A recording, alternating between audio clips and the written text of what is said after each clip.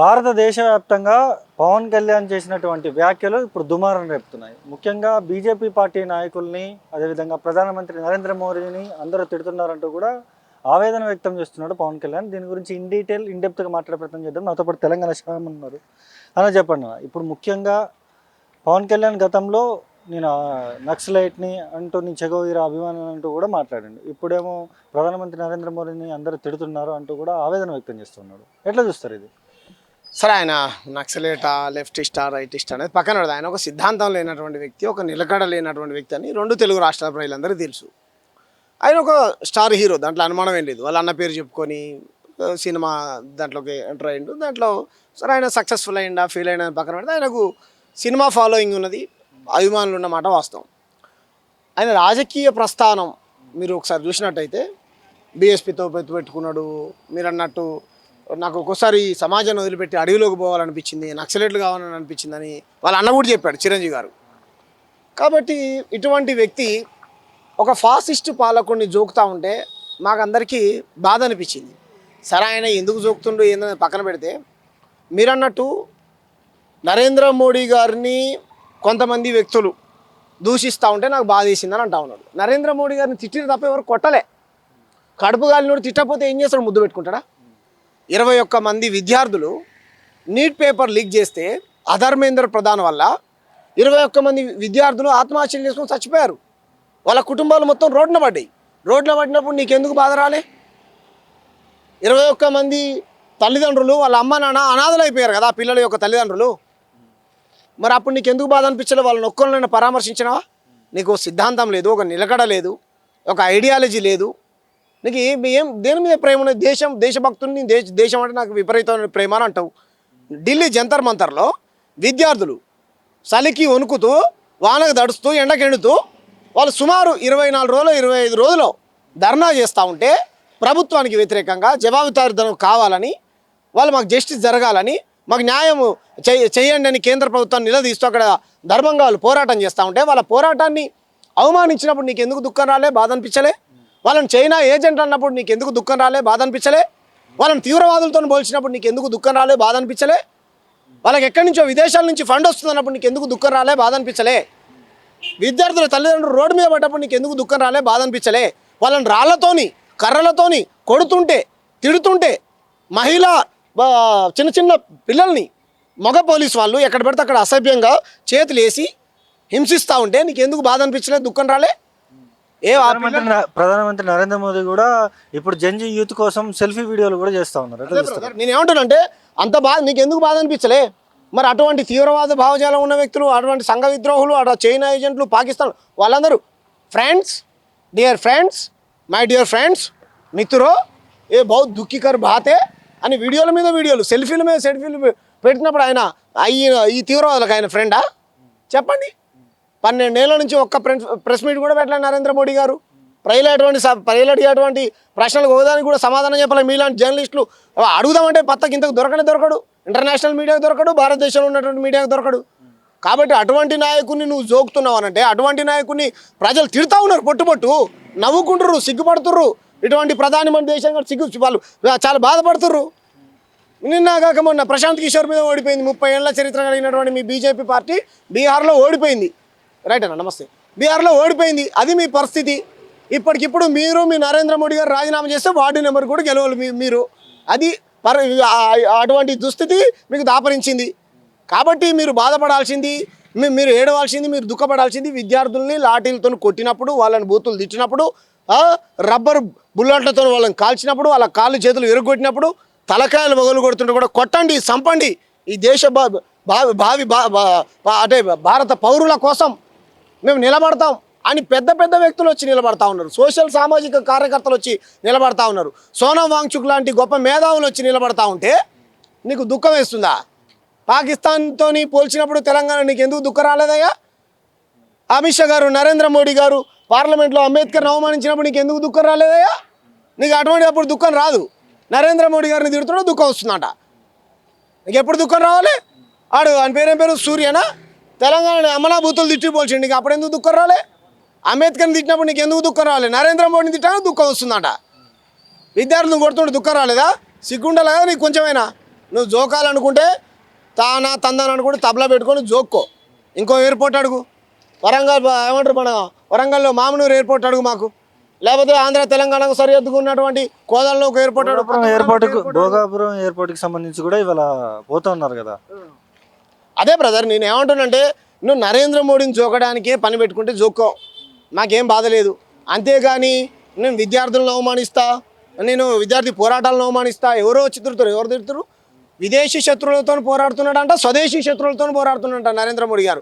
పోరాటం చేసే విద్యార్థులకి స్వదేశీ శత్రువులా కనపడతా ఉన్నారా? మీరు కదా శత్రువులు ఈ దేశానికి, మీరు కదా రాజ్యాంగ వ్యతిరేకులు కదా మీరు. పావుల బీజేపీ పార్టీ అధికారంలోకి వచ్చి 12 సంవత్సరాలు అవుతుంది అటు ఇటుగా. 12 సంవత్సరాల్లో ఒక బాంబ్ బ్లాస్ట్ జరగలేదు, ఒక టెర్రరిస్ట్ అటాక్ కూడా జరగలేదు. గత కాంగ్రెస్ పార్టీ పరిపాలనలో అనేకం జరిగినాయంటూ కూడా ఎప్పటికప్పుడు బీజేపీ పార్టీ నాయకులు మాట్లాడుతూ ఉంటారు. ఇది ఎట్లా అన్నమాట? ఎవడు సన్నాసి? పుల్వామాలో 43 మంది జవాన్లు ఎవరాయంలో జరిగినాయి? బిపిన్ రావత్ ఎవరాయంలో చచ్చిపోయిండు. నిన్న కాక మొన్న పహల్గామ్లో అటాక్ ఎవరాయంలో జరిగింది. 4 రోజుల కింద తీవ్రవాదులు జొరబడ్డారని తనిఖీలు చేశారు. ఎవరాయంలో జొరబడ్డారు? 43 మంది పుల్వామా జవాన్లు చనిపోయారు. ఎవరాయంలో జొరబడ్డారు? అప్పుడు కాంగ్రెస్ వాడు ఉన్నాడా 12 ఏళ్ళ నుంచి? నిన్న కాక మొన్న పహల్గామ్ అటాక్లో వాడు ఎవడైనా చంపని బ్రదర్, వాడు మతం అడిగి చంపడి ఎట్లనైనా నీ హయాంలోనే కదా జొరబడ్డది. ఎవడు నిర్లక్ష్యం వల్ల జొరబడ్డారు? నీ నిర్లక్ష్యం వల్ల కాదా? నీ ఇంటెలిజెన్స్ ఫెయిల్ కాలేదా? నీ అప్పుడు జొరబడితేనేమో మన్మోహన్ సింగ్ గారు తప్పు, ఇప్పుడు జొరబడితేనేమో పాకిస్తాన్ వాడు తప్పంట. మీ ప్రభుత్వం తప్పు కదా? ఇవన్నీ కళ్ళ ముందు కనపడతా ఉంటే నువ్వు ఆయన మీద ఈయన మీద నూకుతా ఇంకెన్ని రోజులు నడుస్తుంది మీది? కాబట్టి మీరు తీవ్రవాదాన్ని కట్టడి చేయడంలో ఫెయిల్ అయిపోయారు. రాజ్యాంగానికి వ్యతిరేకులు మీరు, అన్నిట్లో ఫెయిల్ అయిపోయారు మీరు. నీటి పేపర్ లీకే గత ప్రభుత్వంలో 100,000 సార్లు అయిందంట. వాళ్ళు దొంగలు, మేము కూడా దొంగలను ఒప్పుకుంటారు వీళ్ళు. కాబట్టి పవన్ కళ్యాణ్ గారు మీరు మానుకోవాలి, ఇటువంటి వ్యాఖ్యలు చేయడం మానుకోవాలి విద్యార్థుల పట్ల, విద్యార్థి పోరాటాల పట్ల. దేశభక్తి అంటే జాతీయ జెండా పట్టుకొని తలకాయ ఊపుడు అని ఊపడం కాదు. కాబట్టి గుర్తుపెట్టుకొని తస్మా జాగ్రత్త సుమా. నువ్వు అన్డెమోక్రటిక్గా వ్యవహరిస్తూ ఉన్నావు. నువ్వు పార్టీ పెట్టుకున్నావు, ప్రశ్నించే హక్కు జనసేన, నువ్వు జోకి హక్కు అని పెట్టుకోలేకపోతే నరేంద్ర మోడీ గారిని భజన చేసే పార్టీ మాదని పెట్టుకో, సరిపోయింది కదా. కాబట్టి మేము ఏమంటున్నాం అంటే పవన్ కళ్యాణ్ గారు ఇటువంటి మాటలు మాట్లాడడం మానుకోవాలి. తెలంగాణలో కూడా ఉద్యోగ నోటిఫికేషన్లు ఇవ్వలేదు అంటూ కూడా నిరుద్యోగులు ఎప్పటి నుంచో ధర్నాలు, రాస్తారోకోలు అన్నీ ఏకం చేస్తూ ఉన్నారు. కానీ అక్కడ ఉన్నటువంటి జంతర్ మంతర్లో జరిగినటువంటి ప్రొటెస్ట్కి సీఎం రేవంత్ రెడ్డి ఏమో మద్దతు తెలుపుతాడు. ఇక్కడ చూస్తేనేమో వీళ్ళకి ఉద్యోగాలు. ఇది ఎట్లా చూస్తాం? యువకులు రాజకీయాల్లోకి రావాలి, మేము అవకాశాలు ఇస్తాం, జంజీ యూత్కు ఏమంటారు మా కాంగ్రెస్ పార్టీ సంపూర్ణమైన మద్దతు అని ఈయన ఆడ పోరాటం సక్సెస్ కాగానే అంబేద్కర్ స్టాచ్యూ దగ్గరికి వచ్చి క్యాండిల్ ర్యాలీలు తీసిండు వాళ్ళకి సంఘీభావంగా. మరి నీకు వ్యతిరేకంగా అశోక్ నగర్లో, దిల్సుఖ్ నగర్లో ఏమంటారు ఇందర్ పార్క్ దగ్గర విద్యార్థులందరూ పోరాటం చేస్తున్నారు. నువ్వు ఏడున్నావు రేవంత్ రెడ్డి? నీ ఇంటి ముందుకు వస్తా అంటారు రోజు విద్యార్థులు. నీ ఇంటెలిజెన్స్ పోలీసు వాళ్ళు అక్రమంగా అరెస్ట్ చేసి వాళ్ళ మీద కేసులు పెడుతున్నారు. నీ ఇంటి ముందుకు వస్తా అంటారు రేవంత్ రెడ్డి. నువ్వు ఏడున్నావు? నువ్వు ఏడున్నావు? 2 లక్షల ఉద్యోగాలు ఇస్తాను సంవత్సరానికి. ఏడమైనా మీ ఆమె పేరేం పేరు, అదే రాహుల్ గాంధీ, ప్రియాంక గాంధీ ఇద్దరు వచ్చి హామీలు ఇచ్చిపోయారు అడ్డగోలిగా. మరి ఏమైనాయి మీ 2 లక్షల ఉద్యోగాలు? ఏమైనాయి? గ్రూప్ 1, గ్రూప్ 2, గ్రూప్ 3, గ్రూప్ 4 నోటిఫికేషన్లు వెయ్యి. 7,000 ఉద్యోగాలకు నోటిఫికేషన్లు వేస్తావా? 19,000 ఉద్యోగాలు ఖాళీగా ఉంటాయి, కానిస్టేబుల్ వేస్తాయి పోస్టులు. కాబట్టి నువ్వేదో దారి మళ్లించడం కోసం ఈ దేశంలో ఉన్నటువంటి యువత మాతో ఉన్నది అని చెప్పుకుంటే అది సిగ్గుచెట్టు నీకే. నీతోనే ఎవరు లేరు, నీతో ఏ వర్గ ప్రజలు కూడా లేరు, నిరుద్యోగులు లేరు, ఎవరు లేరు. నీకు నిరుద్యోగులు ఎంట్రీని తాగమంటుండు. కొత్తగా ఎంట్రీన్ పార్టీ అనేది కూడా స్థాపించారు కొంతమంది నిరుద్యోగులు. ఎట్లా చూస్తారు ఎంట్రీన్ పార్టీ? అంతవరకు ముందు పోతారు. ఇప్పుడు అదే బ్రదర్, ఒక పలికి మాలని అనకూడదు కానీ ఇప్పుడు ఈ దేశంలో 2 కోట్ల ఉద్యోగాలు ఇస్తా సంవత్సరానికి అని ఒక ఆయన అన్నాడు. ఇవ్వకపోగా సామాజిక కార్యకర్తలను పట్టుకొని కాక్రోజులు జిల్లా పురుగుల్లాగా తయారయ్యారంటే ఆ జిల్లా పురుగులే ఓ సోషల్ మీడియా ప్లాట్ఫామ్ వేదికగా ఒక పార్టీని అంటే వాళ్ళు పెట్టిర్రు. అది ఏం చేసింది, ఒక మంత్రిని రాజీనామా చేయాల్సినటువంటి పరిస్థితికి వచ్చింది. అంటే ఆ పార్టీ సోషల్ మీడియానే ఆ విధంగా ప్రభావితం చేసింది. నీ నోటితులతో నువ్వు నిరుద్యోగులను పట్టుకొని ఎంట్రీని తాగంటే వాళ్ళు ఎంట్రీని పార్టీ పెట్టిర్రు. అయిపోయి ఆ ఎంట్రీని నువ్వు తాగుతావా వాళ్ళని తాగమంటావు చెప్పు? మరి వాళ్ళు తాగితే కనుక నీ ప్రభుత్వం కూలిపోయింది. కాబట్టి ఇటువంటి వ్యాఖ్యలు చేయడం మనకో. ఎంట్రీని పార్టీ పుట్టింది, ఎంట్రీని పార్టీ ఏం చేయాలనో అది చేస్తుందంట. వాళ్ళతో తస్మాత్ జాగ్రత్త. ఉస్మానియా వేదికగా కాశీ అని తమ్ముడు ఉంటాడు, ఆ ఎంట్రీని పార్టీ పెట్టి నన్ను కూడా రమ్మన్నాడు. సెటరికల్గా పెడతా ఉన్నారు వాళ్ళు. మరి వాళ్ళు పోటీ చేస్తారా లేకపోతే ప్రభుత్వాన్ని క్వశ్చన్ చేయడానికి పెట్టారా మాకైతే తెలియదు. కానీ ఏదేమైనా సరే ఉన్నతమైనటువంటి స్థానంలో ఉన్నటువంటి వ్యక్తులు ఇలా ఎంట్రీన్ అని కాక్రోజ్ అని ఇలా మాట్లాడడం తప్పు. అందుకే మేము అప్పుడు చెప్పాం, ఇప్పుడు చెప్తా ఉన్నాం, కాంగ్రెస్ బీజేపీ హటావో దేశ్ రాష్ట్రకు బచావో అని చెప్తా ఉన్నాం. విద్యార్థుల వ్యతిరేకులు ఈ 2 ప్రభుత్వాలు కాంగ్రెస్ బీజేపీ, ఈ దేశద్రోహుల పార్టీలు, వీళ్ళని ఓడించండి. ఆల్టర్నేట్గా మీరే ప్రజలు ఏ విధంగా అయితే కాక్రోచ్ పార్టీ పెట్టుకుంటున్నారు, ఎండ్రీన్ పార్టీ పెట్టుకుంటున్నారు, వాటికే ప్రజా ఆదరణ ఉన్నది, వాటినే ప్రజలు ఆదరించాలనుకుంటా ఉన్నారు. ఇటువంటి వ్యాఖ్యలు చేయడం మీరు మానుకోండి. మీకు రాజకీయ సమాధి కడతారు. మీతోనే ఉండడం కాదు, ప్రజలు వాళ్ళే స్వచ్ఛందంగా పార్టీలు పెట్టుకుంటా ఉన్నారు. వాళ్ళే మీరు వేసేటువంటి సెటైర్ల నుంచే పార్టీలు పుట్టుకొస్తూ ఉన్నాయి. మిమ్మల్ని ఇంట్లో కూర్చోబెడతారు, వాళ్ళే పార్లమెంటుకు అసెంబ్లీకి వెళ్తారు. కాబట్టి తస్మాత్ జాగ్రత్త అని పాలకులను హెచ్చరిస్తా ఉన్నాం. ముఖ్యంగా మీరు ఇంతగానం ప్రశ్నిస్తున్నారు కాబట్టి మీకు కూడా కొన్ని ఫోన్ కాల్స్ రావడం, ఈ వాయిస్ టైప్ నేను నిన్ననే విన్నాను. ఏదైతే వాయిస్లో కూడా ఖబర్దార్ అంటూ మాట్లాడడం అది ఇది అని చెప్పేసి మాట్లాడుతూ ఉన్నారు. ఎవరు వాళ్ళు అసలు? ఒకటి బ్రదర్, ఇప్పుడు ఈ రాష్ట్రంలో ఒక మైనర్ బాలికని అత్యంత కిరాతకంగా ఏమంటారంటే భయభ్రాంతులకు గురి చేసి ఏ రకంగా అత్యాచారం వాటి పక్కన పెడితే ఒక దుర్మార్గుడు ఒక కేంద్ర మంత్రి కొడుకు చేశాడు. ఆ విషయంలో నేను బలంగా కొట్లాడా. రాష్ట్రంలో ఉన్నటువంటి ప్రజలు నా పోరాటం వల్లనే జైల్లోకి వెళ్ళాడు అని మాట్లాడుతూ ఉన్నారు. సరే, నా ఒక్కడి పోరాటంగా నేను భావించట్లేదు. అది మనసులో పెట్టుకొని రాజకీయంగా నాతో కొట్లాడలేక బండి సంజయ్ గాంజాయి బ్యాచ్తోని, గాంజాయి గుండాలతోని నా మీదికి అర్ధరాత్రులు నువ్వు ఏడునో చెప్పు, నేను చంపుతాం పొడుస్తావనంటే నీ పిట్ట బెదిరింపులకు, నీ తాటాకు సప్పులకు, నీ ఉడత ఊపులకు నా ఎంట్రికి కూడా భయపడదు బండి సంజయ్. గుర్తుపెట్టుకో, నా వెంట్రుకు కూడా భయపడదు బండి సంజయ్. నువ్వు రాజకీయంగా ఎదుర్కోవాలనుకుంటే ఎదుర్కో, అర్థమైందా? నువ్వు కరీంనగర్ ప్రజలకు సేవ చేయాలనుకుంటే సేవ చేయి. నిన్ను అక్కడి నుంచి ఎంపీ గెలిపించిర్రు, నువ్వు కేంద్ర మంత్రిగా ఉన్నావు, పని చేయి. అంతేగాని నీ గుండాలతో నీ గంజాయి దాయిపించి తెలంగాణ చామును చంపిపిస్తా పొడిపిస్తా అంటే నా చరిత్ర నీకు తెలియదు అనుకుంటా. ఖబర్దార్ గుర్తుపెట్టుకో, నేను విప్లవ గడ్డ మీద పుట్టి పెరిగి వచ్చినటువంటి వ్యక్తిని. కాబట్టి నీ పిట్ట బెదిరింపులకు ఎవడు భయపడలేడు. తస్మా జాగ్రత్త. నన్ను రాజకీయంగా ఎదుర్కో. నువ్వు ఇట్లనే ఎక్కువ చేసినావు అనుకో, నీ మీద నేను నిలబడాల్సి వస్తుంది. కరీంనగర్లో నువ్వు వార్డు నెంబర్ కూడా గెలవు. తర్వాత నువ్వు మళ్ళీ ఎంపీగా పోటీ చేస్తా అంటున్నావు, నువ్వు నా మీద వార్డు నెంబర్గా నిలబడితే వార్డు నెంబర్ కూడా గెలవు నువ్వు. కాబట్టి తస్మా జాగ్రత్త. నీ రాజకీయ పతనం నాతోనే ప్రారంభం అవుతుంది. నేనే నిన్ను రాజకీయ సమాజ్ చేస్తా. తస్మాత్ జాగ్రత్త అని హెచ్చరిస్తున్నా. నీ గంజాయి బ్యాచ్ గాలకు చెప్పు, యాడున్నావు, ఏం కథ, మీకేం పనిరా? నేను యాడుంటే మీకేం పని? మీకు యాడుంటే ఆ దళ్ళు ఈ దళ్ళు అని ధర్మరక్షణ పేరుతోని ఈ విధంగా మాట్లాడేది బూతులు. యేసుప్రభు అయితే ఉంది, రాముడు అయితే ఉంది, కృష్ణుడు అయితే ఉంది, అల్లా అయితే ఉంది, అందరు దేవుళ్ళు కదా. పక్క దేవుని తిట్టడం ఆరా పని వెదవల్లారా? బండి సంజయ్ బ్యాచ్ చూసారు కదా మీరు కూడా. అమ్మ నా బూతులు 11:30 గంజాయి దాగి మందు దాగి ఈ రకం ఇదా ధర్మం నేర్పించేది? ఇట్లా సనాతనవాదులు ఎవరు పనిచేయరు. హిందువులు చాలా మంచోళ్ళు. ఈ బీజేపీ దొంగలే ధర్మాన్ని అడ్డం పెట్టుకొని మతానికి చెడ్డపేరు తెస్తారు. కాబట్టి తస్మా జాగ్రత్త. ఆయన ఏం మాట్లాడతాడు? బోనాల పండగకు పోయి సికింద్రాబాద్కు ప్రభుత్వం 2 కోట్ల రూపాయలు ఇచ్చింది, చిన్న చూపు హిందువులు అడుక్కునేటువంటి పరిస్థితి. నువ్వు మరి నీ కేంద్రం నుంచి తీసుకొని 40 కోట్లు ఎందుకు రాజకీయం చేస్తావు నువ్వు? మా భద్రాద్రి రాముల వారి గుడికి మొత్తం వరదలు వచ్చి కొట్టుకపోతున్నాయా? నేను నా నుంచి వీడియో కూడా పెట్టినా. నీ దృష్టికి వచ్చింది కదా. ఎన్ని కోట్లు తీసుకొచ్చినావు? 8 మంది ఎంపీలు, 8 మంది ఎమ్మెల్యేలు ఉన్నారు. వీళ్ళు భద్రాద్రి రాముల వారికి ఎందుకు కోట్ల రూపాయలు కేంద్రం నుంచి తీసుకురావు? సమ్మక్క సారక్క జాతర జరుగుతాయి, ఎందుకు 100 కోట్లు తీసుకొని రావు?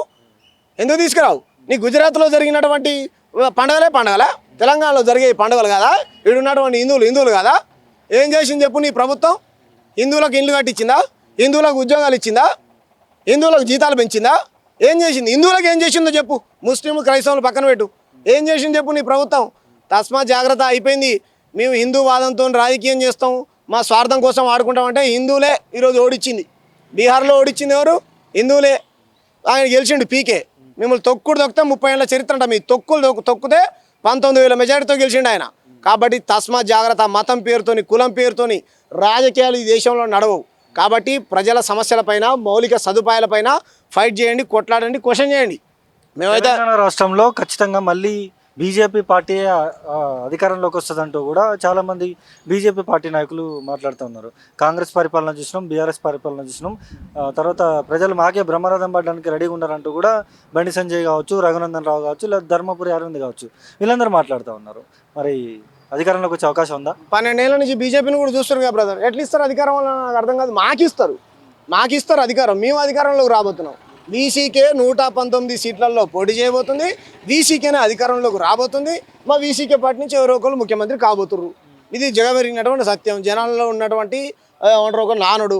వాళ్ళు రారు. వాళ్ళు 8 మంది ఎంపీలు, 8 మంది ఎమ్మెల్యేలు ఉన్నారు బ్రదర్. ఇప్పటికిప్పుడు ఎలక్షన్లు పెడితే డిపాజిట్లు కూడా రావు వాళ్ళకు. కాబట్టి వాళ్ళేదో పైకి అట్లా వాళ్ళ డబ్బా వాళ్ళు కొట్టుకుంటారు తప్ప ఎలా వస్తారు చెప్పండి? రేపులు చేసేటోళ్ళకు, మానభంగాలు చేసేటోళ్ళకు, విద్యార్థుల మీద లాఠీచార్జ్ చేసేటోళ్ళకు, కులాల మధ్య మతాల మధ్య పంచాయతీ పెట్టేటోళ్ళకు ఓట్లేస్తారా బ్రదర్? వేయరు కదా. వాళ్ళు అట్లా చెప్పుకుంటారు. బీజేపీకి దేశంలో లేదు. మీ నరేంద్ర మోడీ గారే ఓడిపోతారు నెక్స్ట్ వారణాసిలో. ఆ అభిజిత్ దీప్కేనా ఆయన పేరేం పేరు? కాక్రోచ్ జనతా పార్టీ అధ్యక్షుడు చెప్తుండు. మేరా ఉప్పడు ఖడో అని అంటా ఉన్నాడు ఆయన. వాళ్ళ అభిజిత్ దీప్కే వాళ్ళ ప్రధాన కార్యదర్శులు స్పోక్స్ పర్సన్స్ సవాళ్ళు విసురుతా ఉన్నారు. మా మీద నిలబడండి, మేము నిలబడతామని అంటారు. వాళ్ళతోనే తట్టుకోలేకపోతారు. మీరు తెలంగాణ సమాజంతోనే ఏం తట్టుకుంటారు? తెలంగాణలో మతోన్మాదానికి చోటు లేదు బ్రదర్.